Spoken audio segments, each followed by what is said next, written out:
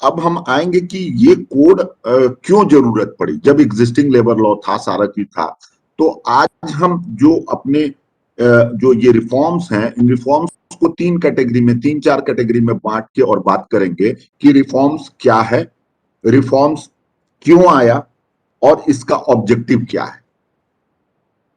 तो सबसे पहले हम बताएंगे कि ये रिफॉर्म्स क्या है। ये तो मैंने आपको बता दिया कि रिफॉर्म्स क्या है। ये रिफॉर्म्स है कि चार कोड हमारे यहाँ आज की डेट में 43 लेबर लेजिस्लेशंस है, 43, जो कुछ तो स्टेट गवर्नमेंट का अपना है जिसको वो अपने जुरिडिक्शन में बांटते हैं, कुछ कुछ सेंट्रल गवर्नमेंट का है जो कि केवल सेंट्रल गवर्नमेंट में लागू होता है, और कुछ स्टेट और सेंट्रल दोनों स्फीयर में लागू होता है। तो सब मिला के अगर हम इसको काउंट करें तो इनकी संख्या होती है 43, 43। अभी गवर्नमेंट ने एक जो सेकंड नेशनल कमीशन बिठाया था, और सेकंड नेशनल कमीशन ने जब अपना रिकमेंडेशन दिया तो उस रिकमेंडेशन में उन्होंने बताया कि आपके यहाँ मल्टीप्लिसिटी ऑफ लेबर लेजिस्लेशंस है, और ऐसी मल्टीप्लिसिटी का जो सबसे बड़ा कारण है वो कंफ्यूजन है। उसका जो मल्टीप्लिसिटी ऑफ ट्रेड यूनियन का जो multiplicity of the labour legislations जो है, इसका सबसे बड़ा जो साइड इफेक्ट है वो है ओवरलैपिंग प्रोविजंस, डुप्लीकेशन। और वर्कर तो कंफ्यूज रहता ही रहता है, साथ साथ एम्प्लॉयर भी कंफ्यूज है। फॉर एग्जाम्पल मैं आपको एक छोटे से उदाहरण से समझाता हूं कि आज के डेट में मिनिमम वेजेज एक्ट लागू है। एक एस्टेब्लिशमेंट, मान लीजिए कि कोई कंस्ट्रक्शन वर्क है, किसी कॉन्ट्रैक्टर का L&T है, सपोज करिए कि L&T अगर काम कर रही है, तो उसके यहाँ अगर कंस्ट्रक्शन साइट है, कोई पावर प्लांट बना रहा है, तो वहां पर मिनिमम वेजेज एक्ट भी लागू है क्योंकि कंस्ट्रक्शन शेड्यूल इंप्लायमेंट है। वहां पर BOCW एक्ट भी लागू है क्योंकि वहां पर बिल्डिंग कंस्ट्रक्शन का काम कर रहे हैं। वहां पर कॉन्ट्रैक्ट लेबर एक्ट भी लागू है क्योंकि वहां पर कॉन्ट्रैक्ट वर्कर्स काम कर रहे हैं। वहीं पर ISMW एक्ट भी लागू है, inter state migrant workers act भी लागू है, और वहीं पर पेमेंट ऑफ वेजेज एक्ट भी लागू है। बाकी के चार में अगर पावर प्लांट सेंट्रल का है तो बाकी के चार में तो स्टेट सेंट्रल गवर्नमेंट अपना इंप्लीमेंट करता है। पेमेंट ऑफ वेजेज एक्ट के लिए स्टेट गवर्नमेंट जाते हैं कि जो लेबर अथॉरिटी है वो इंस्पेक्शन के लिए जाते हैं। लेकिन जो कॉन्ट्रैक्ट लेबर एक्ट है, BOCW एक्ट है, ये सेंट्रल का, जैसे सपोज कीजिए NTPC के लिए बन रहा है तो। लेकिन अगर यही प्राइवेट पावर प्लांट है तो वहां स्टेट गवर्नमेंट के लोग ये चारों पांचों, और वहां महिलाएं अगर लगी हुई है, महिला श्रमिक, तो वहां पर इक्वल रेम्युनरेशन एक्ट भी है। अब मैं आपको बताऊं कि इन चारों एक्ट में जिसका जिसका मैंने नाम लिया, minimum wages act, payment of wages act, contract labour act, BOCW act, ISMW act, सारे एक्ट में अपना अपना मस्टर रोल, अपना अपना वेज रजिस्टर, अपना अपना नोटिस डिस्प्ले करने का प्रावधान है। अब और अगर आप माइन्यूटली देखेंगे तो आपको ऐसा लगेगा कि मिनिमम वेजेज के अंतर्गत जो मस्टर रोल का प्रोविजन है, जो जो फॉर्मेट है रजिस्टर का, और कॉन्ट्रैक्ट लेबर एक्ट में, पेमेंट ऑफ वेजेज एक्ट में स्लाइट डिफरेंस है। पर्पस सबका सेम है, एक ही वर्कर लगे हुए हैं, वही वर्कर जो L&T में लगे हुए हैं, कंस्ट्रक्शन का काम कर रहे हैं, उनको एक ही वर्कर का नाम तीन जगह एम्प्लॉयर को चढ़ाना पड़ता था। मिनिमम वेजेज एक्ट में भी, पेमेंट ऑफ वेजेज एक्ट में भी, कॉन्ट्रैक्ट लेबर एक्ट में भी, BOCW एक्ट में भी, ISMW एक्ट में। पैसा एक बार मिलता था, काम 5 बार करना। तो ये मल्टीप्लिसिटी ऑफ लेबर लेजिस्लेशंस का, लेबर लॉज का एक सबसे जो एडवर्स इंपैक्ट था वो यही था। इसलिए ये हुआ कि क्यों नहीं ऐसा किया जाए कि जब एक एस्टैब्लिशमेंट पर एक ही लेबर लॉ लागू हो और एक ही तरह के रजिस्टर से उनका काम हो जाए, इसको क्यों हम ऐसा करें कि अलग अलग तरह का। इससे क्या होता है कि एम्प्लॉयर के ऊपर भी बर्डन आ जाता है, और इंस्पेक्टर फिर भी जाते हैं और उसमें उनकी गलती निकाल के उनके ऊपर प्रोसिक्यूशन कर देते हैं। तो इसीलिए ये हुआ कि ये मल्टीप्लिसिटी ऑफ लेबर लेजिस्लेशन, जिसमें उसके कॉम्प्लायंस में दिक्कत होती थी, उसको खत्म करने के लिए ये हुआ कि इसको कोड्स आने चाहिए, और कोड्स में ऐसा प्रावधान हो ताकि दोनों पक्ष को सहूलियत हो, वर्कर को भी सहूलियत हो और कॉन्ट्रैक्टर को भी सहूलियत हो। तो क्या किया गया ऐसा ये किया गया कि सबसे पहले तो रैशनलाइजेशन किया गया। रैशनलाइजेशन, अब आप पूछेंगे कि रैशनलाइजेशन का क्या मतलब होता है। रैशनलाइजेशन होता है कि आपने अपनी वो लगाया जो कि आप उसको सही मायने में हिंदी में अगर आप कहें तो हम देखें कि इसकी उपयुक्तता है कि नहीं, ये अनुपयुक्त तो नहीं है। फॉर एग्जाम्पल, एक ही कॉन्ट्रैक्टर को अगर दो रजिस्टर रखने हैं और दोनों में सेम चीज है, केवल एक्ट अलग अलग है, तो आप इसको कहेंगे कि ये अनुपयुक्त है, इसकी कोई आवश्यकता नहीं है, एक रजिस्टर से भी काम हो जा सकता है। एक ही रिटर्न से एक एम्प्लॉयर जो है अपना काम कर सकता है, उसको एक ही, जब उसका एस्टेब्लिशमेंट एक है तो उसको अलग अलग एक्टों में अलग अलग रिटर्न क्यों भरना पड़ता है। कहीं पर हाफ ईयरली रिटर्न भरना पड़ता है, कहीं मंथली रिटर्न भरना पड़ता है, कहीं दो तरह का रिटर्न। तो ये हो गया रेशनलाइजेशन की, जो चीजें जरूरत नहीं है, उनकी आवश्यकता नहीं है, उनको कम से कम किया जाए ताकि इसको सहूलियत हो। और उसमें हम भी कॉम्प्लायंस के पर्पज से जो लेबर अथॉरिटीज हैं उनको भी आराम हो, एम्प्लॉयर को भी आराम हो और वर्कर को भी आराम हो, कि ये समझने के लिए कि हमको क्या क्या राइट्स मिल रहे हैं। अभी एक चीज इसमें मैं आपको बताऊं कि अगर आज के डेट में किसी से पूछ लिया जाए जो कि लेबर लॉ को एनफोर्स नहीं करता है, अगर उससे पूछा जाए तो वो नहीं बता सकेगा कि लेबर लॉ क्या है। और अगर कोई वर्कर है या ट्रेड यूनियन के मेंबर हैं, अगर आप उनसे पूछें तो वो ये नहीं बता पाएंगे कि कौन से एक्ट में किस तरह का प्रावधान है जिससे कि वर्कर को हम दिला सकते हैं। से फॉर एग्जाम्पल कि equal pay for equal work एक टर्म है, और दूसरा टर्म है सेम एंड सिमिलर वेजेज। मैं आपको बता रहा हूं, क्योंकि आप लोग लेबर एनफोर्समेंट का पार्ट देख रहे हैं, जिन लोगों को जो लेबर अथॉरिटीज नहीं है, जो और दूसरे भी दूसरे फील्ड से जुड़े हुए हैं बट आज पार्टिसिपेंट्स हैं, अगर आप उनसे बात करेंगे तो they can not differentiate that what is the meaning of the same and similar wages and equal pay for equal work. जबकि जो लेबर अथॉरिटीज है, they can only explain that same and similar wages are the term used under the contract labour act, whereas the equal pay for equal work is a gender based and it has been mentioned under the equal representation act. सो इस तरह का प्रावधान पहले किसी को मालूम ही नहीं था कि हम कहां से ढूंढे। हमको अगर सेम एंड सिमिलर वेजेज के बारे में जानना है तो हमको कौन से एक्ट में जाना है, और अगर हमको equal pay for equal work के बारे में जानना है तो कौन से एक्ट में जाना होगा, क्योंकि सारे लोग तो लेबर लॉ पढ़े नहीं हुए हैं। तो ऐसी स्थिति को खत्म करने के लिए हुआ कि एक नाम दो वेज कोड। अब किसी को जरूरत है कि अपने वेजेस के बारे में जाने के लिए तो वो केवल और केवल कोड देखेगा, और उसमें जो कुछ भी लिखा होगा वेज से रिलेटेड, बोनस से रिलेटेड, ओवर टाइम से related, non payment of wages से related, delay payment of wages से रिलेटेड या अनऑथराइज डिडक्शन से रिलेटेड, उसको एक ही स्थान पर मिल जाएगा। जबकि पहले ऐसा नहीं था, उसको अलग अलग जाना पड़ता था, अलग अलग समझना पड़ता था, कभी समझ में आता था, कभी नहीं भी समझ में आता था। तो ये पर्पस था कि क्यों हमको रैशनलाइज कर देना चाहिए, ताकि एक जगह पर ही सारे प्रावधान इकट्ठा हों और एम्प्लॉयर को भी समझ में आ जाए कि भाई अब हमको तो खाली वेज कोड का ही करना है कॉम्प्लायंस, और वेज कोड का कर लेंगे तो बाकी कोड का अपने आप ही कॉम्प्लायंस हो जाएगा। तो ये रैशनलाइजेशन हुआ। मल्टीप्लीकेशन को खत्म करना और रैशनलाइजेशन को करना, ये दो मेन उद्देश्य थे। तीसरा, अब हम लोग आते हैं यूनिफॉर्मिटी। यूनिफॉर्मिटी जो है वो एक, आप समानता, हिंदी में बड़ा स्पष्ट सा शब्द है कि समान समान होना चाहिए।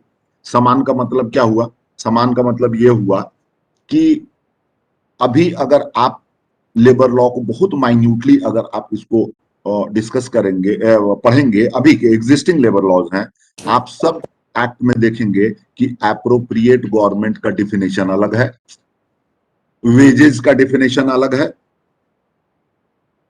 वहां पर एस्टैब्लिशमेंट्स का डिफिनेशन अलग है। फॉर एग्जाम्पल, हम आपको थोड़ी देर के लिए एक छोटा सा एग्जाम्पल दे देते हैं कि पेमेंट ऑफ वेजेज एक्ट में अगर आप जाएंगे तो पेमेंट ऑफ वेजेज एक्ट में केवल 4 एस्टैब्लिशमेंट हैं, जिन एस्टैब्लिशमेंट में केवल 4 के लिए सेंट्रल गवर्नमेंट अप्रोप्रिएट गवर्नमेंट है इंप्लीमेंटेशन के लिए, और बाकी के लिए स्टेट गवर्नमेंट है। रेलवे, ऑयल फील्ड, माइंस और एयर ट्रांसपोर्ट, इन चारों को छोड़ के बाकी जितने एस्टेब्लिशमेंट हैं उनके लिए स्टेट गवर्नमेंट अप्रोप्रिएट गवर्नमेंट है for the purpose of implementation of payment of wages act. तो क्या होता है कि ये कंफ्यूजन एस्टैब्लिशमेंट आप डिफाइन करेंगे तो आप अगर एस्टैब्लिशमेंट के डेफिनेशन को देखेंगे तो आप देखेंगे कि पेमेंट ऑफ वेजेज एक्ट में एस्टैब्लिशमेंट कुछ और लिखा हुआ है। इंडस्ट्रियल डिस्प्यूट्स एक्ट में आप जाएंगे तो वहां देखेंगे कि एस्टैब्लिशमेंट का डेफिनेशन कुछ और लिखा हुआ है। मिनिमम वेजेज एक्ट में एस्टैब्लिशमेंट का कुछ और मतलब है, वहां एस्टैब्लिशमेंट का मतलब केवल शेड्यूल एम्प्लॉयमेंट से होता है। कॉन्ट्रैक्ट लेबर एक्ट में देखेंगे तो एस्टैब्लिशमेंट का मतलब कुछ और होता है। तो इन सारे जो डिफरेंसेस थे जिससे कि कंफ्यूजन बहुत ज्यादा था, इसको खत्म करने के लिए, इनको सिस्टम को यूनिफॉर्म करने के लिए गवर्नमेंट ने डिसाइड किया कि अब चाहे अप्रोप्रिएट गवर्नमेंट का डेफिनेशन हो, वेज का, हाँ दूसरा हम एग्जांपल आपको वेज का दे रहे हैं। वेजेस का डेफिनेशन अगर आप देखेंगे तो मिनिमम वेजेज एक्ट में वेज का डेफिनेशन कुछ और है, बोनस एक्ट में वेज का डेफिनेशन कुछ और है, पेमेंट ऑफ ग्रेचुटी एक्ट में वेज का डेफिनेशन कुछ और है, इंडस्ट्रियल डिस्प्यूट्स एक्ट में वेज का डेफिनेशन कुछ और है। अब आपको अलग अलग तरीके से अलग अलग एक्ट को इंप्लीमेंट करते समय में अलग अलग क्राइटेरिया को डिसाइड करना पड़ता था वेजेज के लिए, वेज को कंसिडर करने के लिए। तो हमेशा से क्या होता था कि जिन लोगों को लेबर लॉ का पूरा थॉरो नॉलेज नहीं था तो वो क्या करते थे कि उनको वेज का मतलब है कि जहां मिल गया, मिनिमम वेजेज में मिल जाए एक्ट में, पेमेंट ऑफ वेजेज एक्ट में मिल गया, उसको कंसिडर करते हुए वो क्लेम आपके सामने फाइल कर देते थे कि साहब हमारा तो ग्रेचुटी एम्प्लॉयर ने देने के लिए ग्रेचुटी, और मेरे इसको इस कंसिडर को इस इंग्रेडिएंट को कंसिडर नहीं किया। और उससे क्या होता था कि आप उनके और एम्प्लॉयर के बीच में एक जो अविश्वास की भावना बन जाती थी, आपके लिए भी एक बहुत बड़ी समस्या बन जाती थी कि अब हम उसको कैसे समझाएं कि तुमने इसको पेमेंट ऑफ ग्रेचुटी एक्ट में तुमने इसको क्लेम बनाया है, एप्लीकेशन डाला है, जिसमें कि यही केवल 3 इंग्रेडिएंट है, basic wages, DA and allowances, बाकी तुम्हारे एचआरए को और इसको और उसको नहीं कंसिडर किया जाएगा for the purpose of calculation of gratuity. वो कहेगा कि सर मुझे तो 60,000 रुपीज मिलता है और आपने कैलकुलेट ग्रेचुटी किया है केवल 36,000 रुपए पर ही, 40,000 रुपए पर ही, तब तो मेरा सर बहुत ग्रेचुटी कम हो जाएगा। अब आपके ऊपर प्रेशर आ जाता है कि उसको समझाएं तो कैसे समझाएं। सो गवर्नमेंट ने ये डिसाइड किया कि अब चारों कोड में, चाहे अप्रोप्रिएट गवर्नमेंट का डेफिनेशन हो, चाहे वेजेज का डेफिनेशन हो, चाहे एस्टैब्लिशमेंट का डेफिनेशन हो, वर्कमैन का डेफिनेशन हो, एम्प्लॉय का डेफिनेशन हो, एप्लीकेबिलिटी हो, उसका भी है वो खत्म। अप्रोप्रिएट गवर्नमेंट में इसी तरह से अगर आप देखेंगे तो आईडी एक्ट में अप्रोप्रिएट गवर्नमेंट अलग है, पेमेंट ऑफ वेजेज एक्ट में अलग है, मिनिमम वेजेज एक्ट में अलग है। और सबसे जो कंफ्यूजिंग था वो था एक वर्ड लिखा रहता अभी भी देखेंगे, बाई और under the authority of the appropriate government. अब बाई और अंडर द ऑथोरिटी इतना कॉम्प्लिकेटेड वर्ड है जिसने सबसे ज्यादा डिस्प्यूट एराइज किया कि बाई और अंडर द ऑथोरिटी को कैसे डिफाइन किया जाए। नंबर ऑफ कोर्ट केसेस, जितने भी बहुत सारे नंबर कोर्ट केस हुए, सुप्रीम कोर्ट के, स्टेट हाई कोर्ट्स के, लेकिन कोई भी इसको प्रॉपर ढंग से डिफाइन या एक्सप्लेन नहीं कर पाया। और उसका नतीजा ये हुआ कि हर एस्टैब्लिशमेंट में ये कंफ्यूजन कि इस एक्ट को इंप्लीमेंट करने के लिए सेंट्रल गवर्नमेंट के अथॉरिटीज आएंगे या स्टेट गवर्नमेंट के भी, और एक जजमेंट जो आया उसको सुपरसीड कर दिया अगले कोर्ट ने अपने जजमेंट से। तो इन सारी चीजों को देखते हुए इस बार इन सारी चीजों को खत्म कर दिया गया है। और अगर आप एक कोड उठाएंगे तो कोड का मतलब हो गया कि bonus act, ER act, minimum wages act और पेमेंट ऑफ वेजेज एक्ट, इन चारों से रिलेटेड जो चैप्टर्स हैं उसमें अप्रोप्रिएट गवर्नमेंट का एक डेफिनेशन, एस्टैब्लिशमेंट का एक डेफिनेशन, वर्कमैन का एक डेफिनेशन, एम्प्लॉय का एक डेफिनेशन और एस्टैब्लिशमेंट का एक डेफिनेशन। आपको कहीं कुछ कंफ्यूजन नहीं है, ना आपको एज ए ऑथोरिटी, ना किसी वर्कमैन को, ना किसी को, उसको एक ही जगह में। भले ये जो कोड है वो बड़ा वॉल्यूमिनस टाइप का डॉक्यूमेंट है, आप कहेंगे कि सारे कोडों के, सारे एक्ट्स के प्रावधान को आपने उठा के इसमें रख दिया है और आपने क्या किया है, परंतु ये बहुत बड़ी बात है कि आपके पास एक ही जगह सारा चीज उपलब्ध है। नहीं तो पहले मिनिमम वेजेज एक्ट के लिए कहीं और भाग के जाइए दूसरे एक्ट में, पेमेंट ऑफ वेजेज के लिए जाइए अलग। तो हम लोगों ने अभी जो डिस्कस किया कि मल्टीप्लिसिटी को ऑफ लेजिस्लेशंस को कम करना, यूनिफॉर्म करना, डिस्पैरिटी को हटा देना, और और रेशनलाइज करना कि जिस चीजों की आवश्यकता नहीं है उन चीजों को हम रखेंगे ही नहीं, उसको हटा देंगे। ये पर्पस था। नेक्स्ट जो इसका पर्पस था वो ट्रांसपेरेंसी। एक बहुत बड़ा वर्ड है ट्रांसपेरेंसी। कहने को तो यह ट्रांसपेरेंट होना चाहिए, ट्रांसपेरेंट होना चाहिए, हल्ला तो बहुत होता है कि गवर्नमेंट ट्रांसपेरेंट है और ऑफिसर्स ट्रांसपेरेंट है, वर्किंग ट्रांसपेरेंट है, लेकिन कोई भी आदमी आपके डेफिनेशन ऑफ ट्रांसपेरेंसी से संतुष्ट नहीं है। उसको अगर ट्रांसपेरेंट सिस्टम होता तो कोर्ट्स में जो इतने मुकदमे चल रहे हैं और गवर्नमेंट के ऑर्डर्स को डेली बेसिस पर चैलेंज किया जा रहा है, ये होता ही नहीं। तो ये transparency was also one of the factor which was taken into consideration while framing the court. अब आप बोलेंगे कि कैसे ट्रांसपेरेंसी, तो हम ट्रांसपेरेंसी का सबसे प्रमुख जो हम इसका एग्जाम्पल देंगे कि क्या ट्रांसपेरेंट हुआ है। हम लोग चूंकि जो यहाँ पर मैक्सिमम यहाँ ऑफिसर्स आए हुए हैं, they are from the enforcement side. आपने बहुत दिन से सुना होगा कि अब तो इंस्पेक्टर राज, जब प्रधानमंत्री जी आए मोदी जी, तो उन्होंने सबसे पहला अनाउंसमेंट किया 16 अक्टूबर 2014 को कि इंस्पेक्टर राज समाप्त होगा। यानी कि अब inspectors were not entitled to move to any establishment suo motu, खुद से नहीं जा सकेंगे जब तक कि उनको कहा नहीं जाएगा कि इंस्पेक्शन करने जाने के लिए। कौन कहेगा? तो इसमें हुआ कि एक सेंट्रल अथॉरिटी होगी जो कि बोलेगी, उनको अलॉट करेगी। तो ये भी हुआ कि हाँ भाई, सेंट्रल अथॉरिटी भी तो ये हो सकती है कि बायस्ड हो सकती है कि उसको जिसका मन करेगा उसका एस्टेब्लिशमेंट का इंस्पेक्शन करवाएंगे, बाकी का नहीं कराएंगे, वो भी तो बायस्ड हो सकती है। तो ये हुआ कि एक कंप्यूटर जेनरेटेड रैंडम इंस्पेक्शन कराया जाएगा। तो ये स्कीम जो है सेंट्रल गवर्नमेंट ने 2016 में 15-16 से ये वर्किंग में आ गया। 15-16 से ऑनवर्ड, 15 ऑनवर्ड, 2015 ऑनवर्ड ये वर्किंग में आ गया। बट चूंकि उस समय में लेबर लॉ में ये इस सिस्टम को मैंडेट नहीं था, तो इसको एग्जीक्यूटिव ऑर्डर के थ्रू इसको लाया गया, एक रूल बना के इसको लाया गया। और उस रूल का आप जानते ही हैं कि जब कभी भी कहीं कोई एक कॉन्फ्लिक्ट होता है between the executive order and the legislation passed by the parliament, तो हमेशा प्रिवेल करता है legislation passed by the parliament.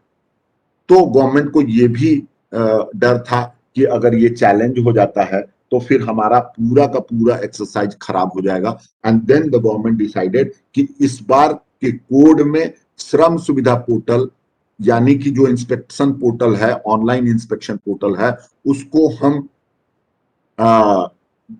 Mandatory कर देंगे, स्टैट्यूटरी उसको कलर दे देंगे, और फिर उससे रैंडम इंस्पेक्शन होंगे कि कंप्यूटर ही जनरेट करेगा एस्टैब्लिशमेंट का नाम और वही इंस्पेक्टर को बोलेगा कि आप इसका इंस्पेक्शन आज करके आइए। ना किसी सेंट्रल अथॉरिटी को पता रहेगा और ना ही किसी इंस्पेक्टर को पता रहेगा कि आज उसको कौन सा एस्टैब्लिशमेंट मिलने वाला है। तो एक ये पर्पस था। फिर नेक्स्ट ऑब्जेक्टिव ये था कि आपने सुना होगा जो भी इन्फोर्समेंट में है कि एक मिनिमम वेजेज एक्ट है, और मिनिमम वेजेज एक्ट में एक शेड्यूल एम्प्लॉयमेंट होता है। The act is only, minimum wages का रेट जो है वो गवर्नमेंट फिक्स करती है, सेंट्रल गवर्नमेंट अपने शेड्यूल एम्प्लॉयमेंट के लिए और स्टेट गवर्नमेंट अपने शेड्यूल एम्प्लॉयमेंट के लिए, दोनों अपने अपने रेस्पेक्टिव फील्ड में इंप्लीमेंट करते हैं। और उन्होंने रेट ऐसे फिक्स कर रखा है कि unskilled worker, skilled worker, semi skilled worker और हाईली स्किल्ड वर्कर, ये चार कैटेगरी में बांट के और उनको उन्होंने कह दिया कि भाई ये चारों का रेट हम फिक्स करेंगे और ये चारे जो जो जिस कैटेगरी में होगा उसका उसका पेमेंट होगा।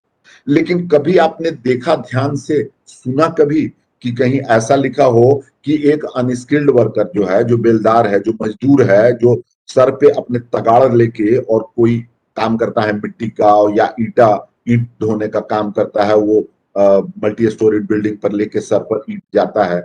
तो आपने कभी देखा कि ये इसमें कोई तरीका है कि नहीं कि ये अनस्किल्ड वर्कर कैसे सेमी स्किल्ड में जाएगा अगले कैटेगरी में, कि क्या जिंदगी भर वो अनस्किल्ड में ही काम करता रहेगा? या कोई हेल्पर है जो सेमी स्किल्ड है, किसी कारपेंटर के साथ लगा हुआ है, काम वो भी जान गया, लेकिन चूंकि वो हेल्पर है और सेमी स्किल्ड में है तो वो सेमी स्किल्ड में ही है।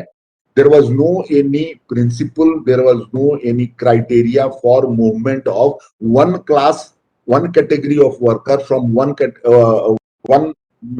Category of worker from the unskilled level to semi skilled level, या from semi skilled level to skilled level, ये नहीं था।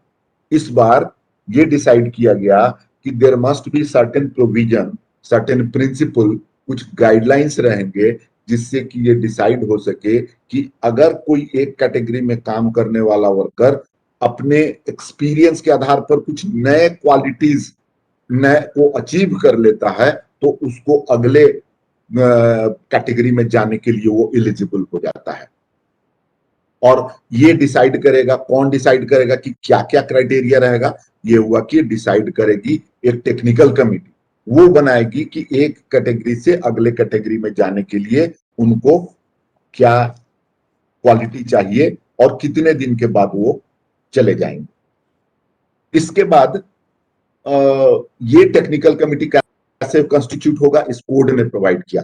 तो ये सारी चीजें थी, ऑब्जेक्टिव थे जिनके जिनके लिए कोड लाना जरूरी था, लेबर रिफॉर्म्स लाना जरूरी था उनको लीगल, क्योंकि ऑलमोस्ट सारे के सारे जितने भी लेबर लॉ हैं कुछ तो आजादी के पहले के हैं और कुछ आजादी के बाद के हैं, फिर भी उनको 25 साल हो गया। मैं तो सबसे नया लेबर लॉ मान के चलता हूं हमारे पेरिफेरी में, वो है बीओसीडब्ल्यू एक्ट जो कि 1996 में आया, वो भी 25 साल पुराना हो गया है।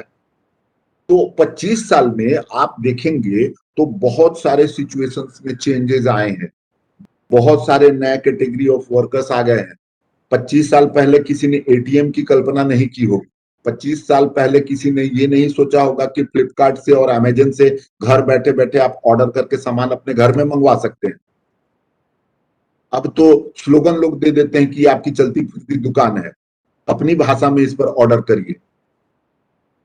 तो ये सारी चीजों को देखते हुए ये हुआ कि एक तो लेबर लॉ में अमेंडमेंट जरूरी है, पुराने हो गए हैं। दूसरा चीज है कि समय को देखते हुए, आज के डेट का जो रिक्वायरमेंट है उसको देखते हुए, आज ज्यादा से ज्यादा आप कंप्यूटर बेस्ड हो गए हैं, डिजिटल काम कर रहे हैं। आप रिजर्वेशन कराने जाइए तो, किसी को मैसेज करना है तो, फोन पर बात करना है, मोबाइल से बात करना है तो, मैसेज मेल करना है, मेल से एक जगह से दूसरे जगह पर कोई डॉक्यूमेंट ट्रांसफर करना है, एयरलाइंस का टिकट कटाना, सब जगह तो डिजिटलाइजेशन हो गया है। तो फिर हम अपने लेबर लॉ में क्यों कह रहे हैं कि रजिस्टर मेंटेन करना है, ऑफलाइन रजिस्टर हार्ड कॉपी में मेंटेन करना है? ऐसा क्यों?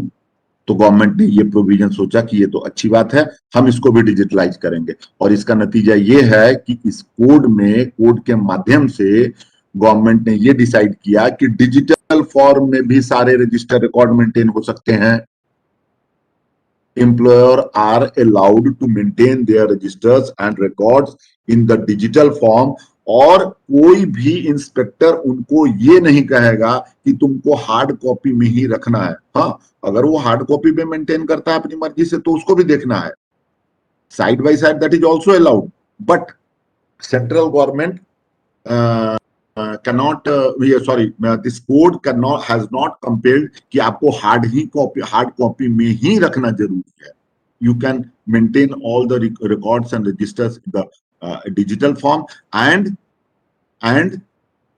whenever it is required for the purpose of inspection, you can produce in the digital form, and it will be acceptable by, it has been mandated by the law, and inspector cannot compel you. So ये जो है इसको easy बना दिया। आप गए inspection करने और पता चला कि एम्प्लॉयर तो नहीं है, बट उसके मैनेजर ने कहा कि सर हमारा रजिस्टर रिकॉर्ड कैलकाटा में है और हम आपको अभी दिखा सकते हैं। Earlier you think of the situation कि क्या कभी ऐसा हो सकता है कि दिल्ली में काम कर रहा हो, उसका ऑफिस कलकत्ता में हो और वो बोले कि नहीं मैं आपको रजिस्टर रिकॉर्ड अभी 5 मिनट के अंदर दिखा सकता हूँ। ऐसा नहीं था। लॉ कह रहा था रूल्स में, मिनिमम वेजेज में जो सेंट्रल रूल्स हैं वो कहते हैं कि 3 किलोमीटर के अंदर अंदर आपका ऑफिस होना चाहिए।